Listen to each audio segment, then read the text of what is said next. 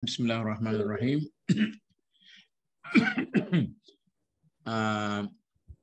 Al-Faslul Rabi' wal Ishrun, fasal yang ke-24 dalam teks asal ini, fi anna irha fal haddi mudirrun bil mulki wa mufsidun lahu fil akthar. Dia kata strict sangat pun boleh menyebabkan tegas sangat pun boleh menyebabkan keburukan kepada kuasa pemerintahan dia, biasanya begitu. I'lam anna maslahat ar-ra'iyyati fi sultan laysat fi dhati wa jismihi. Dia kata kepentingan rakyat yang ada pada pemerintah itu bukan pada dirinya dan atau pada tubuhnya. Min husni syaklihi aw malahati wajhihi أو عظم جثمانه أو اتساع علمه أو جودة خطه أو ثقوف ذهنه. Dia kata rakyat tidak melihat kepada kehebatan tubuh badan dia, personaliti dia, uduh cantiknya dia dan sebagainya lah, dari segi fizikal dan sebagainya. Wa innama maslahatuhum fihi min haitsu idafatihi ilaihi. Tapi kepentingan rakyat dengan pemerintahan itu ialah dia kata dia punya attachment kepada mereka itu. Jadi jauh mana dia tu rapat sangat dengan rakyat. Fa innal mulk was sultan min al umur idafiyah. Kerana masalah kuasa itu ialah perkara-perkara yang sampingan, bukan perkara yang asasi pada seorang manusia itu. Wahia nisbatun bainal muntasibaini, iaitu apa tu kita kata hubung kait antara dua orang yang ada perkaitan. Haqiqatu sultan annahu al-mulku lir-ra'iyyati annahu al-maliku lir-ra'iyyati al-qa'imu fi umurihim alaihi. Dia kata secara hakikatnya sultan atau pemerintah itu ialah raja atau ketua pemerintah kepada rakyat yang menjaga urusan rakyat. Fa sultanu man lahu ra'iyatun war ra'iyatu man laha sultan. Maka sultan itu, raja itu adalah orang yang ada rakyat dan rakyat itu adalah orang ada raja. Itu maknanya kita katakan tanpa rakyat manalah ada raja. Tapi dalam bahasa kita lain. Tanpa rakyat manalah ada raja. Tanpa raja, betul juga dah, manalah ada rakyat. Wasifatul lati lahu min haitsu idafatihi ilaihi. Itu dia mana benda yang sampingan dan attachment kepada dia. Attach. Yallati tusamman mal. Kemana kekuasaan apa semua sekali itu ia benda-benda yang sampingan, bukan diri pribadi dia. Fa idza kanat hadhihi al-malakatu wa tawabi'uha min al-jawdati bi makanin hasal al-maqsud min sultan ala atammil wajhi fa innaha in kanat jamila salihah kana dhalika maslahatan lahum wa in kanat sayyi'ah muta'assifah kana dhalika dararan alaihim wa ihlakan lahum. Dia kata kalau sekiranya kekuasaan dan benda-benda yang berkait dengannya itu begitu bagus sekali, maka itulah yang dimaksudkan dengan kekuasaan pemerintah itu. Maknanya macam inilah, kalau dia tu bagus hubungannya dengan masyarakat, dengan rakyat, maka baguslah dia. Tetapi kalau dia ni sayyi'atun muta'assifah, maknanya orang yang terlampau menekan sangat, kana zalika dararan alaihim wa ihlakan lahum. Ini dia boleh menyebabkan kemudaratan dan boleh menyebabkan keburukan kepada pemerintah sendiri. Maknanya pemerintah itu kita tidak melihat kepada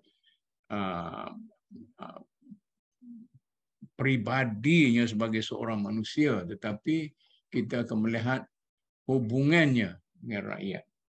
Wa ya'udu husnul malakati ila rifqi. Dia kata kebaikan pemerintahan itu boleh disimpulkan kepada ar-rifq, maknanya memandang baik, kesihan belas kepada rakyat.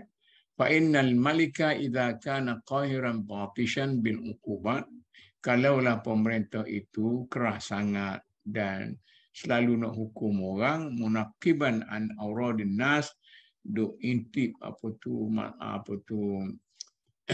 keaiban manusia, wa ta'dili dzunubihim, duduk perhatikan atau duduk bilang kesalahan-kesalahan rakyat, syamalahumul khawf wa zullu, orang takut ke dia dan orang pun rasa hina diri berhadapan dengan dia, waladhu minhu bil kidhbi wal makri wal khadi'ah fatakhallaqtu biha, maka dengan kerana itu mereka lebih selesa untuk berbohong, menipu dan sebagainya, sehingga pembohongan dan penipuan itu menjadi pribadi mereka.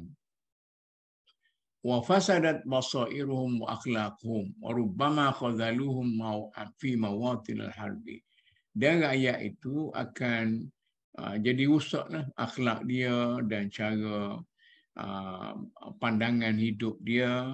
Ada kemungkinan juga mereka itu akan menjadikan raja itu kalah bila ada sesuatu pertentangan dan peperangan nak mempertahankan negara dan sebagainya. Fafasadatil himayatu bi fasadin niyat, maka perlindungan negara itu jadi rusak kerana rusaknya niat yang ada pada rakyat dalam negara itu. Wa rubbama ajma'u ala qatlihi lidzalik, ada kemungkinan rakyat akan berpakat membunuh pemerintahan itu. Fatufsidu daulah fasada yafsidu, fatufsidu daulatu wa yukharribu siyad, maka negara jadi hancur.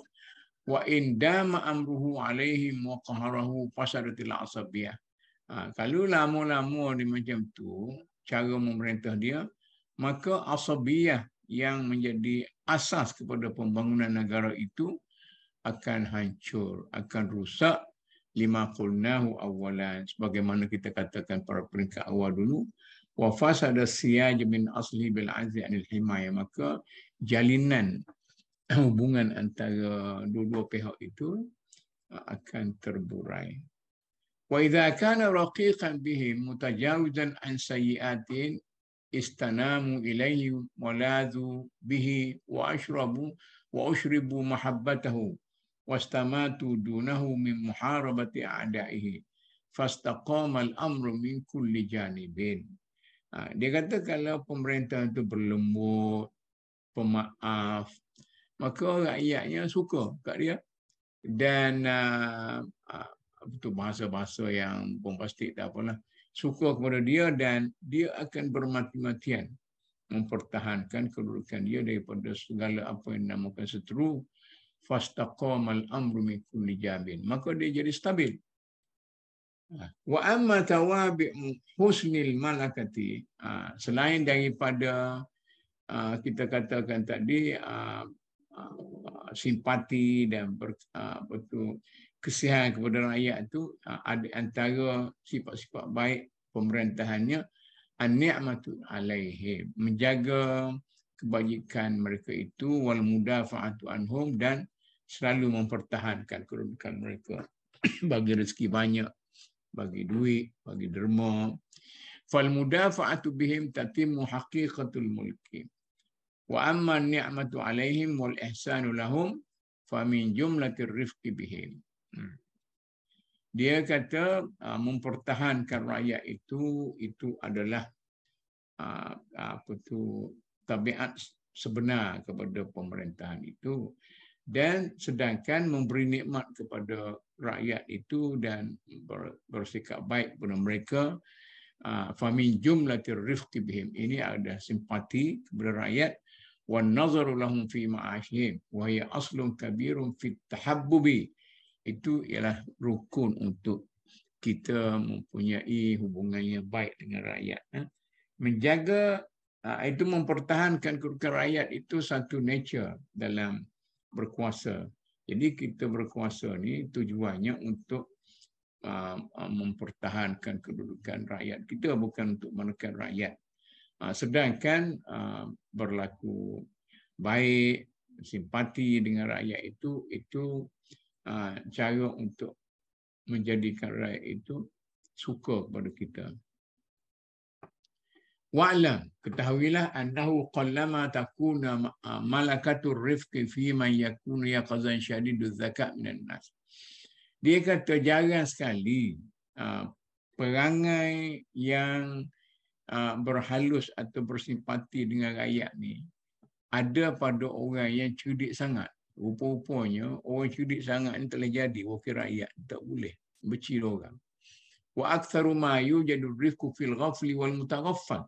Biasanya orang yang banyak simpati kepada rakyat tu orang yang tak berapa cerdik sangat, orang sederhana gitu ya.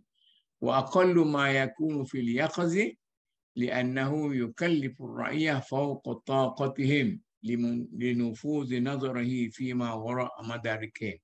Dia kata orang yang cerdik sangat tu, dia kata dia akan membebankan rakyat di luar daripada kemampuan rakyat untuk mengikutinya, kerana dia ni berpandangan tajam, cerdik sangat. Wa tila'uhu ala awaqibil umur fi mabadiha bil ma'iyyati fayahlikuna lidzalika siru ala sayra adha'ifkum. Dia kata kalau cerdik sangat tu orang jadi letih nak ikut dia.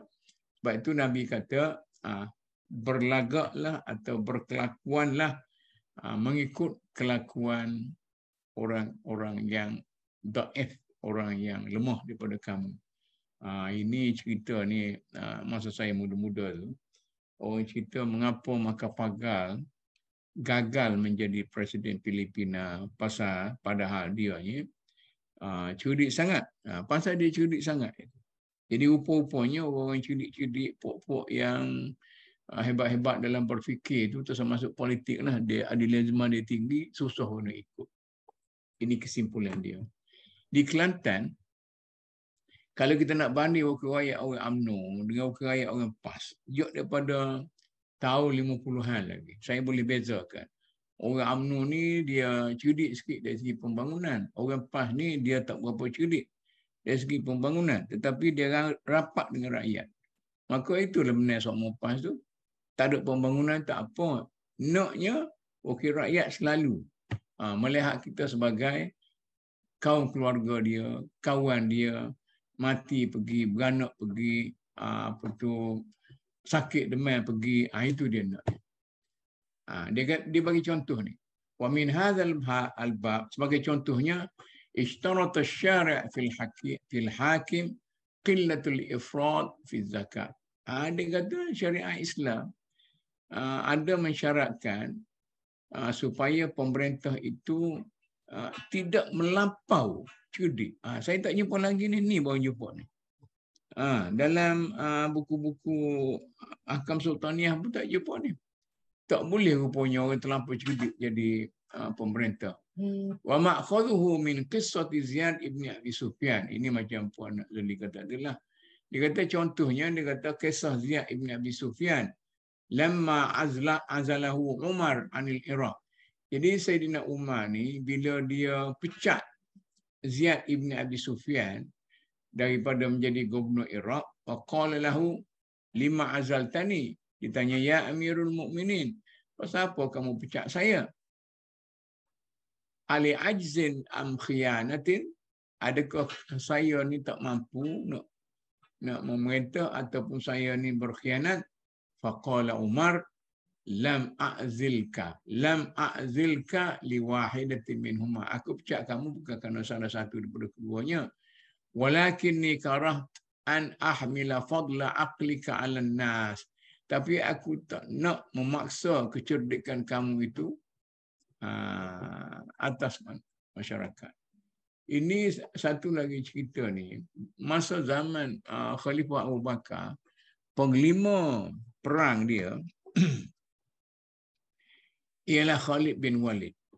Jadi Khalid ni telah membuat berbagai-bagai kejayaan, memperluaskan batas negara Islam ke sana kemari, ke Qadisiyah, ke apa-apa semua kali. Bila mati saja Abu Bakar As-Siddiq, naik Umar bin Khattab dan pada masa itu juga dia pecat Khalid bin Walid. Pada masa itu Khalid sedang berperang di Yarmouk. Orang bagi bisik Khalid, mudah jawatan kamu dah. Ini macam mak sabu balik pada luar negeri. Dia kata, saya balik pada luar negeri. Saya tengok saya tidak jadi menteri dah. Dia kata, Umar kata, perkara pertama yang saya akan ambil tindakan ialah memecat Khalid daripada menjadi panglima perang. Maka Khalid pun berperanglah sebagai apa tu private, ya.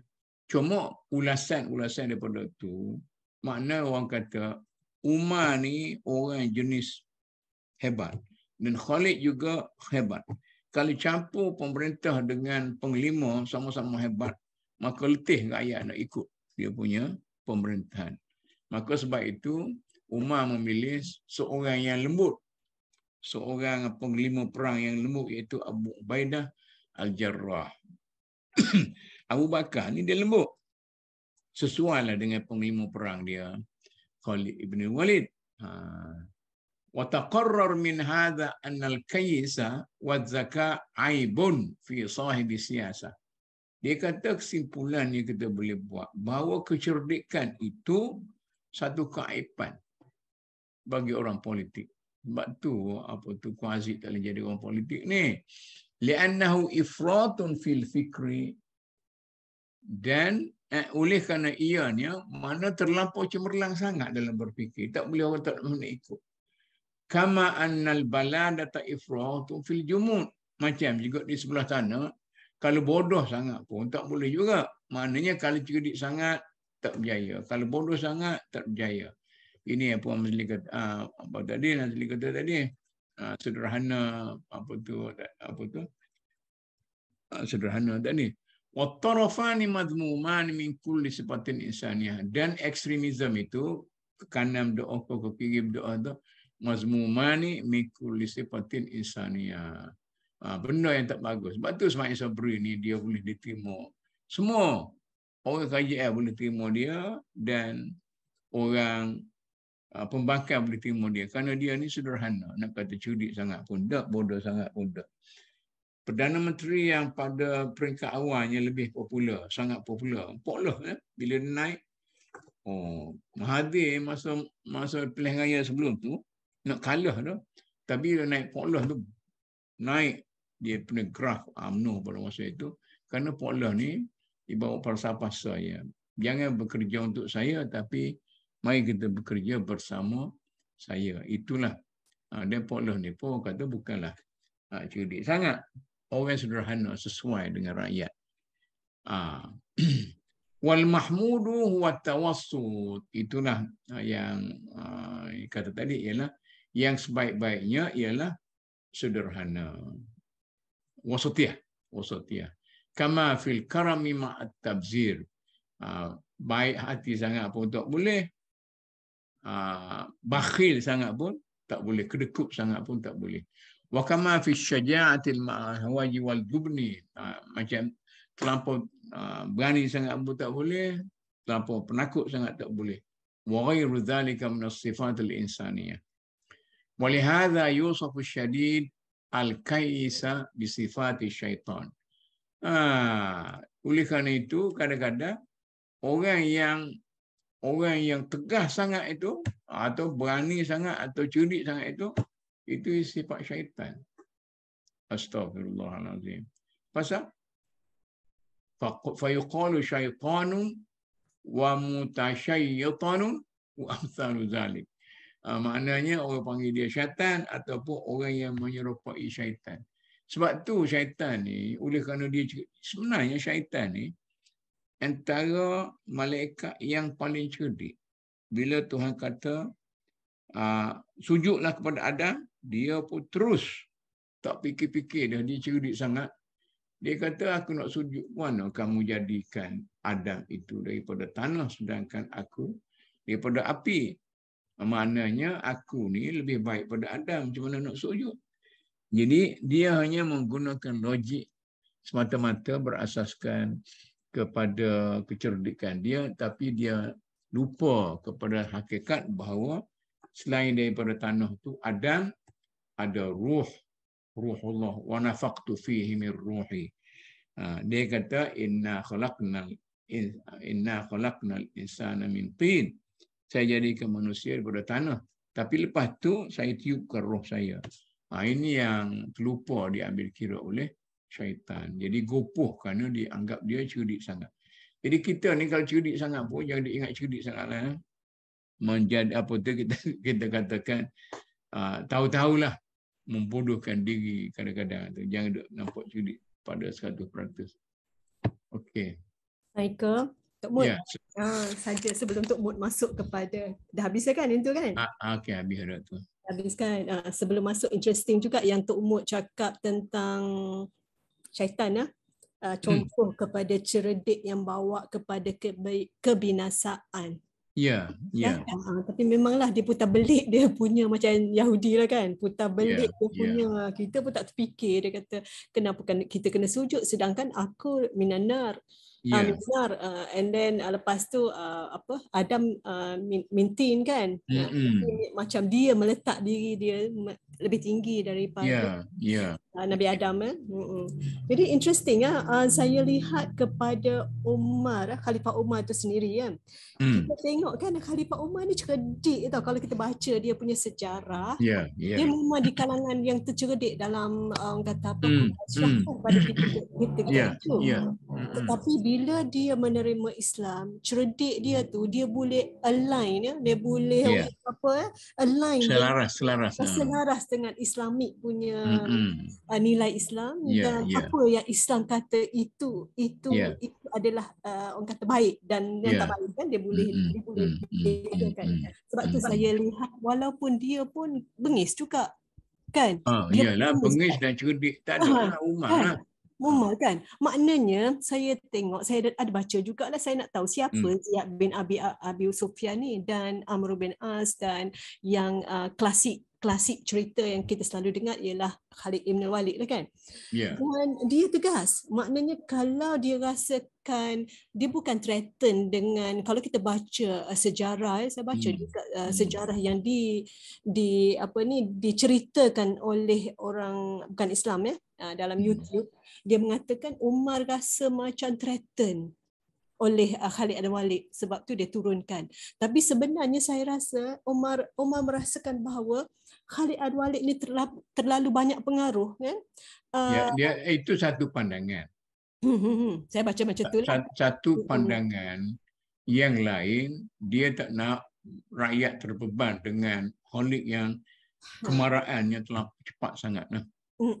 Jadi kalau kata orang macam aku ni tak sesuai pengelima macam dia tu.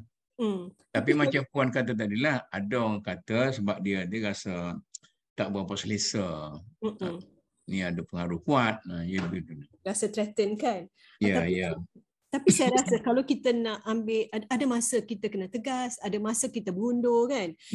Ada masa, maknanya Umar ni dia tahu bila masa dia bengis dan dia tidak disayangi oleh rakyat lah ketika itulah kan. Betul. Antara khalifah dalam sejarah yang sangat disayangi oleh rakyat kerana dia hidupnya bersahaja. Seorang khalifah yang tidur bawah pokok. Memang zuhud lah kan. Zuhud dia tidak walaupun dia boleh je dia kata apa, dia menunjuk-nunjuk dia punya bukan kan dia boleh, tapi dia tak buat. Dia boleh juga guna kuasa dia untuk orang kata apa, macam kita baca setengah kan leader dalam Islam macam Hajar semua untuk buat tu, tapi dia tak buat. Tapi saya rasa kalau kita ambil yang Umar ni, saya rasalah agak ni jugalah, maknanya tahu bila untuk letak diri di bawah dan bila untuk letak untuk street. Betul. Jadi dalam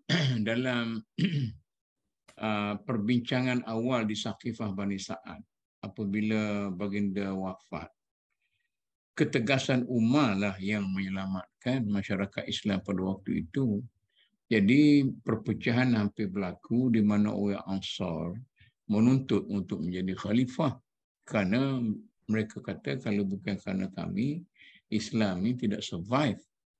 Tapi kata orang sebelah Muhajirin, dia kata kami yang lebih senior. Maka orang Ansar kata, minna amirun wa minkum amir. Kita bagi dua lah, kita latih dua. Mu latih seorang amir, aku latih seorang amir. Maknanya kita berpecah lah, dua. Jadi ketegasan Umar itulah dia terus angkat tangan Abu Bakar, maknanya menyelamatkan daripada perpecahan itu. Itulah kecerdikan dan ketegasannya, maknanya tapi dia mengguna pada tepatnya yang betul, gitu kan? Tok Mut, maknanya Ya. kita perlu that character sikit kot dalam masa-masa Ya. orang tak tahu yang Maknanya mana. mungkin Ibn Khaldun di sini bercakap seorang yang cerdik tanpa dikontrol oleh disiplin Islam yang kuat, itulah mungkin. Ya, maknanya dia tahu apa yang perlu dibuat dan di mana dia perlu assert dia punya kuasa kan. Kalau macam keadaan dah tidak orang kata tak terurus kan, maknanya seorang leader kena ke depan and then buat keputusan. Memang tak popular lah kan, tapi dia tahu itu adalah dia kena buat itu kan. Kita perlulah, saya rasa. Baik sangat pun tak boleh juga huru-hara. Tak boleh orang apa sangat. Jadi di sini ni ada dua kes ni Saidina Umar ni. Satu, Ziyad ibn Abi Sufyan, kerana dia kata cerdik sangat. Aku pecat kamu kerana cerdik sangat. Dia kata, yang kes kedua dia pecat Amr bin al-As. Kerana dia kata Amr bin al-As ni kasar sangatlah, menekan sangat. Dan dia tidak bertadbir dengan bagus. Saya baca pun Tok Mut, Amr bin al-As ni dia seorang komander macam juga yang Khalid al-Walid kan.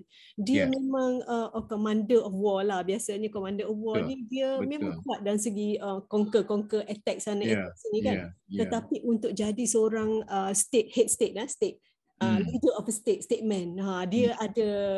Dia macam Muawiyah ni dia pandai jadi statement. Itulah yang dikatakan ahli politik yang paling licik tu. Yalah, kita tengok dia punya art kan, ada art, tapi kita kalau betul. Kita tak setuju certain things, kelecekan dia lah, maknanya macam Umayyah kita susah sikit nak ni dia kan, tapi kalau kita tengok Khalifah Umar, dia kita boleh faham direct, kita semua faham. Ya, tu je lah saya tengoklah dia punya ni kan. Betul. Okey. Halo, Assalamualaikum Prof. Salam. Okey, alhamdulillah. Saya nak bagi pandangan sikit boleh, Yang Mulia Prof? Boleh. Tentang ini tentang yang Prof maklum berkaitan tentang orang yang cerdik ni. Seorang syekh ulama yang terkenal, nama dia Syekh Abdullah Al-Qasimi. Yang mana dia daripada Saudi, Syekh Abdullah Al-Qasimi. Dan beliau ini sangat cerdik dan buku dia berkaitan tentang peperangan di antara golongan kebenaran dengan golongan yang menyembah berhala. Telah dipuji oleh Tok Guru yang dia sendiri, kerana dia ni orang yang sangat hebat dan cerdik. Dan dia belajar di Universiti Al-Azhar pada tahun 1927. Di Universiti Al-Azhar Mesir, Syekh Abdullah Al-Qasimi. Oleh kerana dia punya kecerdikan dia mahir dalam bidang Quran, dalam bidang hadis, dalam bidang sejarah. Dan dia pun seorang yang hafiz Quran. Kecerdikan dia tu Prof, pengakhiran kehidupan dia mati dalam keadaan murtad. Dan dia mati dan jasad dia tidak dibenarkan kembali ke Saudi kerana faktor dia tidak percaya adanya Allah, walaupun dia ulama yang hebat. Dan dia mati ditanamkan di perkuburan dia, kalau tak silap, di Lubnan, Syekh Abdullah Al-Qasimi. Jadi betul lah apa yang dinyatakan oleh Prof tadi, bahawa oleh kerana kata Tok Guru dia, setelah aku baca kitab Syekh Abdullah Al-Qasimi ni, memang hebat, bagus. Cuma aku tidak suka satu je kata orang yang baca, kerana dia memuji kecerdikan diri dia sendiri. Dia puji diri ni cerdik. Okeylah. Jadi sebagaimana yang Prof maklum tadi bahawa syaitan ni dia puji diri sendiri. Ana khairum minhu. Aku lebih baik daripada dia. Khalaqtani min narin wa khalaqtahu min tin. Dia akhirnya syaitan ni dia tatakabbaru fiha fakhruj innaka minas saghirin. Itulah Prof sekadar daripada saya yang teramat jahil ni Prof. Oh, jangan pula itu membolehkan diri pula tak boleh juga tu.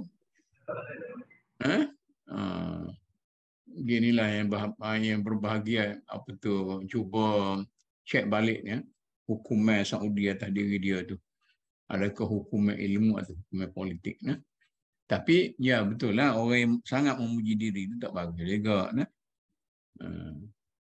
Tok Mut. Ya. Ni saya punya personal observation lah orang cerdik dalam organisation kan. Saya tak tahulah observation macam mana. Kita pun kadang-kadang kan untuk cari pekerja, macam kami kan saya dulu memiliki kilang bila kita cari orang terlalu pandai, saya tak cari orang terlalu pandai tau, susah saya nak manage. Susah sebab dia ada perasaan angkuh. Jadi betul. Kita susah nak ajar lah. Dia macam ada satu attitude yang bukan semua mungkin kan, bukan semua. Tapi sebab dia pandai ni mungkin dia duduk tempat lain kot, dia boleh jadi pensyarah kot kan. Kan. Kalau dalam untuk yang kerja dalam dia kena pergi jumpa orang, dia kena tundukkan diri dia kena humble lah, yang tu susah sikit lah. Kan, tapi dia ada different tempat lah. Mungkin kalau dia jadi profesor mungkin dia pandai. Tapi kalau dia profesor pun dia ego dia tinggi juga macam Ustaz Zunaidin tadi lah, dia kata dia profesor pun dia tak boleh nak kalah. Tak ada orang boleh kalahkan dia. Ego dia tinggi. Jadi soal ego tadi lah, dia cerdik bodoh ni benda relatif dah. Jadi mungkin ego dia susah nak didik, susah nak kontrol. Betul juga tu. Melainkan Tok Mut, melainkan dia macam ada sikap-sikap karakter yang Islam nak lah. Yang tu je boleh tutup dia. Kalau tidak, tapi kita manusia ni sentiasa lupa. Macam syaitan. Itulah. Manusia yang paling rajin beribadah kepada Allah, tetapi bila diuji kan, kita dah terlanjur. Kan? Benda itulah. Ini cerita-cerita dalam cerita tasawuf sufi ni kan. Banyaklah ni. Cerita-cerita macam ni. Macam mana yang berbahagia? Okey dah? Okey. Ini panjang sikit nah. Al-Faslul Khamis wal 20, fasal 25. Fi makna al-khilafah wal imamah. Makna pemerintahan dan kepimpinan. Itu kalau kita belajar dalam masalah kepimpinan dari segi huraian psikologi sosial kita duk. Dia kata beza sangat antara kepimpinan dengan ketua, pemimpin dengan ketua.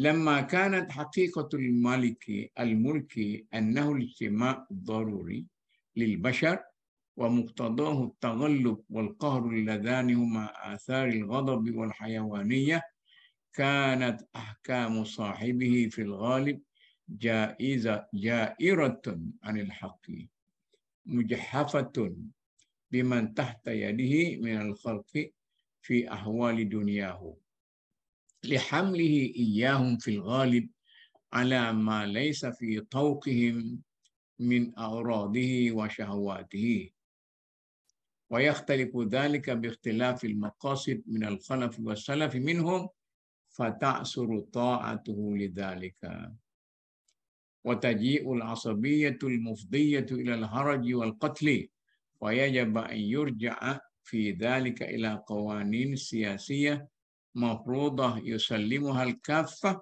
wa yanqaduna ila ahkamiha kama kana lidhalika lil-fursi wa ghairihim min al-umam. Dia kata oleh kerana kekuasaan itu sebenarnya adalah merupakan satu kepentingan untuk manusia itu bekerja sama antara satu sama lain, dan ia merupakan cara untuk memenangi sesuatu, kerana mana unsur kehayawanan dalam manusia itu. Jadi dia kata kekuasaan itu merupakan unsur kebinatangan dalam diri manusia yang membolehkan mereka itu hidup bekerjasama antara sama lain untuk memenuhi keperluan hidup. Dia kata, kalau sekiranya kanat ahkamu sahibihi fil ghalib jairatan anil haq, tapi kalau orang yang macam tu pemerintah itu menyeleweng, lahamalahu iyyahum fil ghalib ala ma laysa fi taq. Dia kata dia akan memaksa orang melakukan sesuatu mengikut kehendak perasaannya dan kehendak syahwahnya, apa-apa yang di luar daripada kemampuan orang ramai. Jadi oleh kerana itu susahlah orang nak taat kepada dia. Maka asabiyah yang dulunya menjadi asas kepada kekuasaan itu jadi goncang. Fawajaba an yurja'a fi dzalika ila qawanin siyasi, maka dia perlu dikembalikan oleh kaedah-kaedah politik yang sepatutnya boleh diterima oleh orang ramai, sebagaimana yang berlaku di bawah kajian pemerintahan Farsi dan umat-umat lain yang maju. Wa idza khalatid daulah min mithli hadhihi siyasah lam yastatib amruha wa lam yatim mustila'uha. Kalau perangai ini tidak ada, kalau dalam sebuah negara itu tidak ada politik kebijaksanaan seperti ini untuk menekan orang sangat, maka negara itu tidak akan dapat dikontrol dengan baik. Fa idza kanat hadhihi alqawanin mafruḍah min al-uqala, kalau sekiranya undang-undang dan siasat dan sebagainya peraturan itu hanya dipaksa oleh orang-orang cerdik dan para pembesar negara sahaja, itu dikatakan siasat akliyah, intelektual punya politik. Jadi dia suruh ikut teori-teori sajalah, mengikut dia pandang, orang lain ni bodoh semua.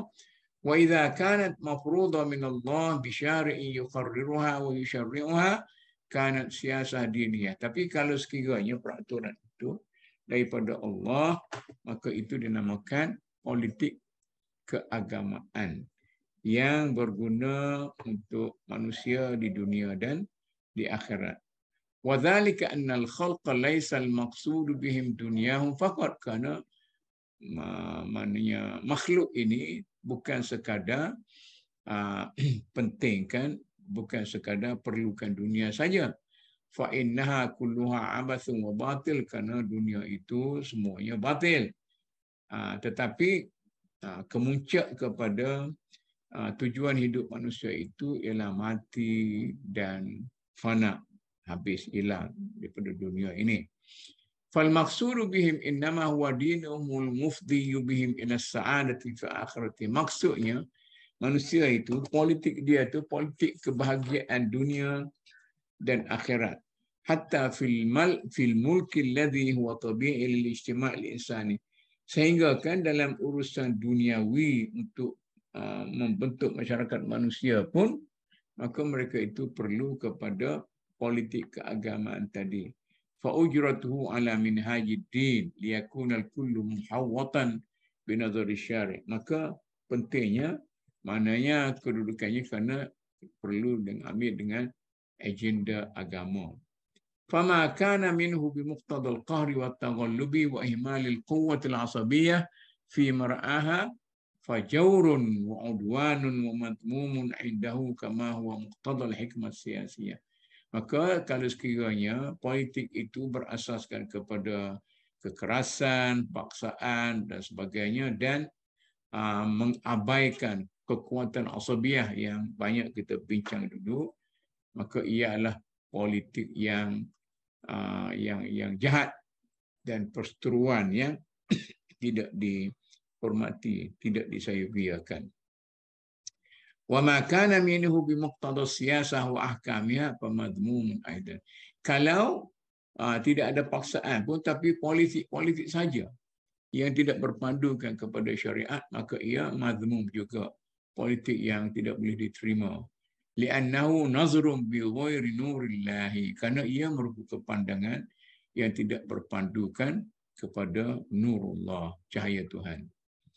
Li'anna syari' a'lamu bi masalihil kaffah fima huwa mughiyibun anhum min umuri akhiratihim. Karena Tuhan itu, syari' itu lebih tahu tentang kepentingan manusia di alam nyata dan alam akhirat.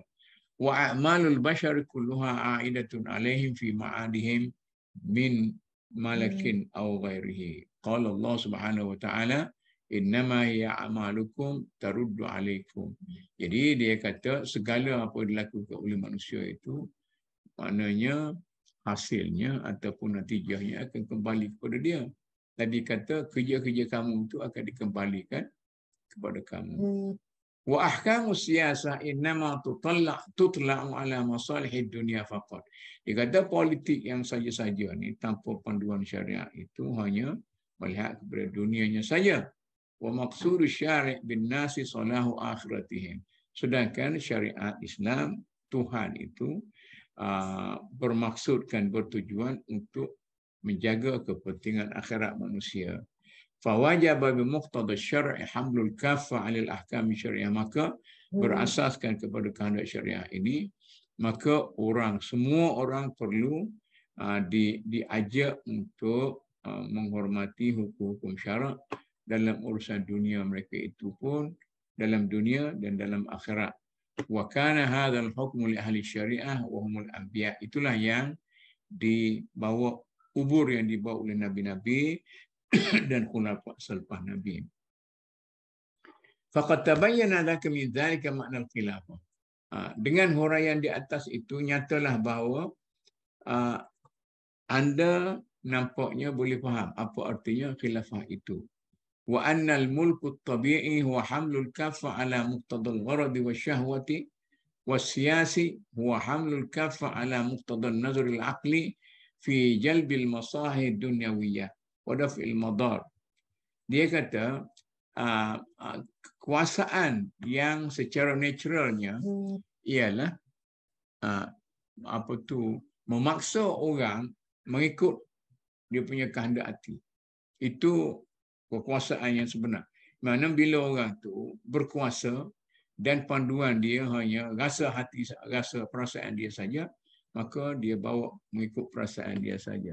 Tapi kalau dia, kekuasaan dia itu berasaskan pada politik yang berasaskan kepada pandangan akal saja, maka dia akan melahirkan al-masalih ad-dunyawiyah, kepentingan diri. Wal khilafatu hiya hamlul kaffa ala muqtada an-nazar asy-syar'i fi masalihim al-ukhrawiyah ad-dunyawiyah. Sedangkan yang dimaksud dengan khalifah, khilafah dan sebagainya itu ialah mengajak manusia itu untuk melihat jalan syariat yang boleh membawa kebaikan mereka di akhirat dan dunia. Iz ahwalud dunya tarji'u kulluha inda syari' ila i'tibariha bi masalil akhirah. Karena pada pandangan syariat, keadaan atau perkara-perkara yang berkait dengan dunia ini sebenarnya dirujuk kembali perkaitannya dengan akhirat, maknanya mencari dunia untuk akhirat. Fahiya fil haqiqatu khilafatun an sahibi syar'i fi hirasatid din wa siyasatid dunya. Ini ulang ni. Dia kata inilah sebenarnya pemerintahan yang mewakili Allah Subhanahu wa taala dalam menjaga agama dan memimpin dunia. Fa innahum zalika wa'tabirhu fima nuriduhu alaika min ba'd. Okey. Dia kata saya nak syarah selepas ni apa yang ini pendek sangat tu. Ingat kau panjang tadi. Dia kata itulah. Dia bahagi kekuasaan itu kepada tiga. Takut tak jelas tadi. Satu, pemerintahan yang semata-mata berasaskan kepada kuasa. Maka dia akan membawa manusia, masyarakat, rakyat dia mengikut kehendak dia sendiri dan perasaan dia. Yang kedua, kekuasaan yang berasaskan kepada politik dunia semata-mata, yang berasas kepada akal fikiran, maka dia hanya akan menumpukan kepada kepentingan dunia saja. Yang ketiga ialah pemerintahan yang berasaskan kepada khilafah. Maka pemerintahan ini ialah pemerintahan yang mewakili kehendak Allah Subhanahu Wa Taala. Maka dia akan melihat kepentingan itu secara berkait antara kepentingan dunia dan kepentingan akhirat. Itu mungkin dia kata ini adalah introduction kepada apa yang saya nak huraikan selepas ini. Kalau macam ni, kita berhenti setakat ni lah ni. Kalau ada bincang bolehlah, yes. Tok Mut, dalam Rosenthal kan Tok Mut, saya tak tahulah, dia kata the meaning of caliphate and imamate. Imamate maksud dia, saya tengok imamate ni macam Syiah apa orang kata yang diterajui. Imamate ialah kepimpinan.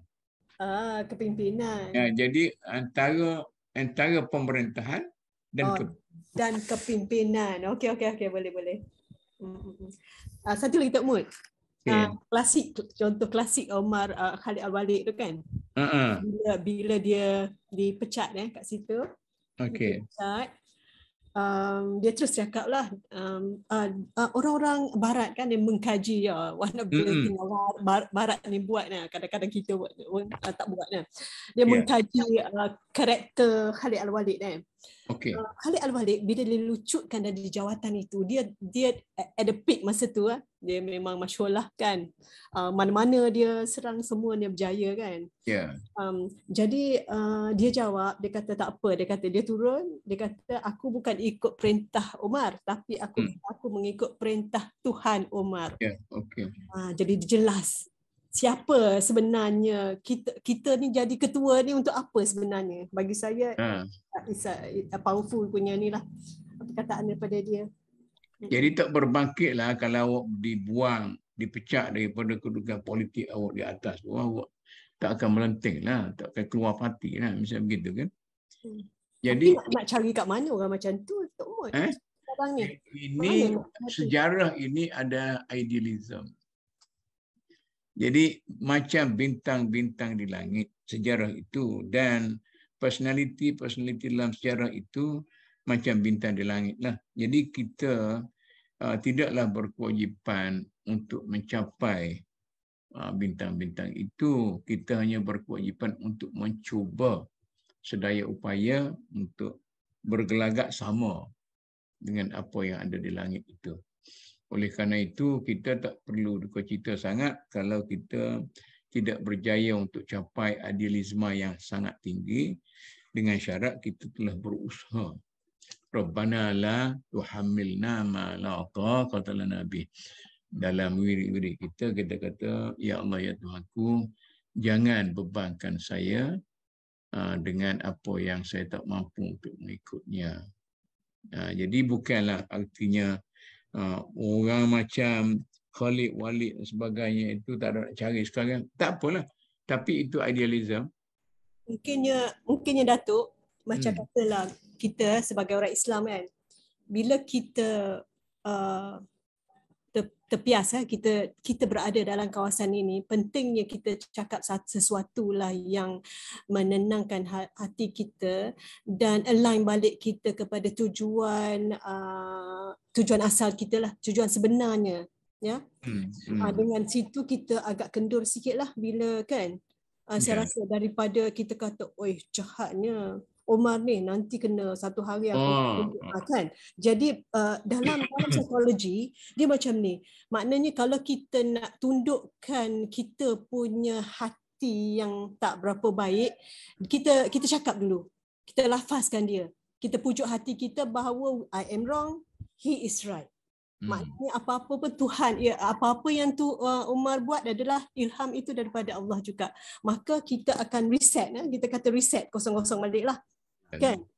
Saya rasa dia panggil apa dalam psikologi, dia panggil internal talk lah, internal conversation dalam diri kita.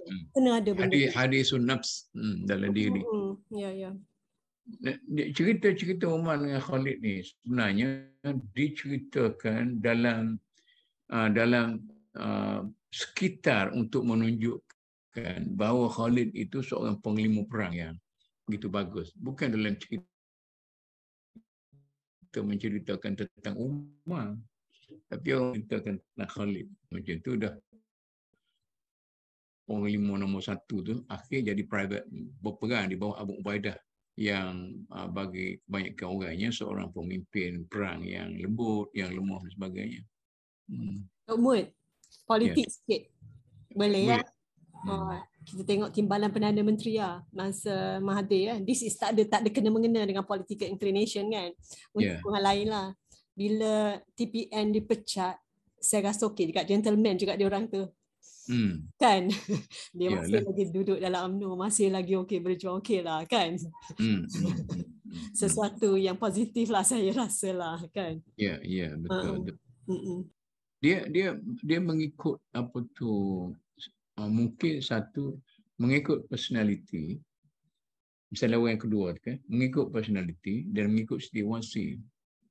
Jadi dalam satu seorang yang mempunyai personality macam ni, dia akan bertindak macam ni sesuai dengan situasi di mana dia berada. Sebab tu setiap timbalan Perdana Menteri yang dipecat itu, dia react masing-masing kan. Apa tu, musuh hitam macam ni, apa-apa macam ni, Anwar macam ni, siapa lagi? Perdana Menteri Mahathir, ramai kan timbalan dia. Jadi masing-masing itu kita tidak boleh nak kata mesti reaksi itu selaras sama saja. Sebab itu manusia ni dia berbagai-bagai.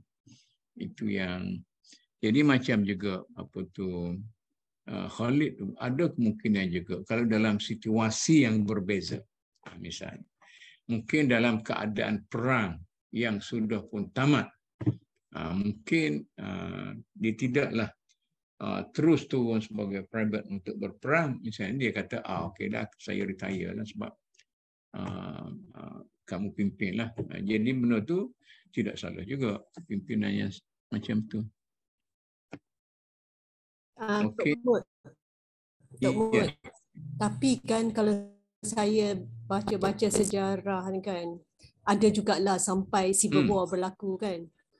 Bunuh-membunuh antara yang atas dengan yang bawah berlaku.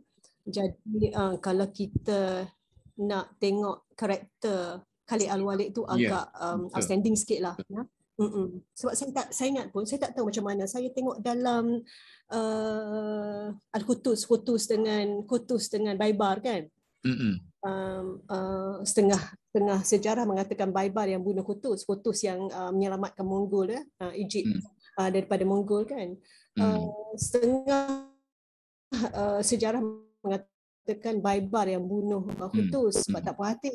Tapi katanya bukan Baibar yang bunuh, tapi ada jugalah sebab masa tu pun dia kan komplot ni dia ada friction kan.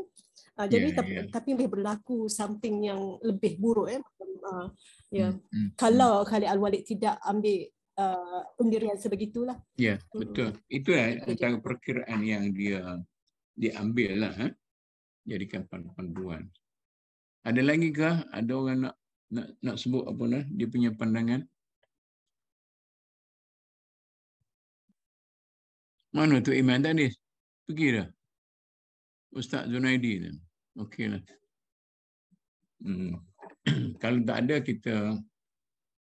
kita iltizam dengan 1 jam kita lah. InsyaAllah minggu depan ni kita jumpa lagi, dan minggu depan ni kita mula dengan itulah fi ikhtilafil ummah fi hukmil mansab wa syurut. Jadi dia kata ada perbezaan antara umat manusia itu dalam tentang ada perbezaan pendapat di kalangan umat Islam tentang kedudukan, tentang pangkat dan syarat-syarat untuk menjadi khalifah dan sebagainya. Jadi perbincangan banyak sikit ni lepas ni. Betul Tok Mut. Rosenthal pasal 20 chapter 24. Sampailah. Yang Tok Mut punya pasal berapa ya? Pasal yang ke-26. Dia gap dua pasal kan? Dia pendapat. Ya, 24. Okey. Okey.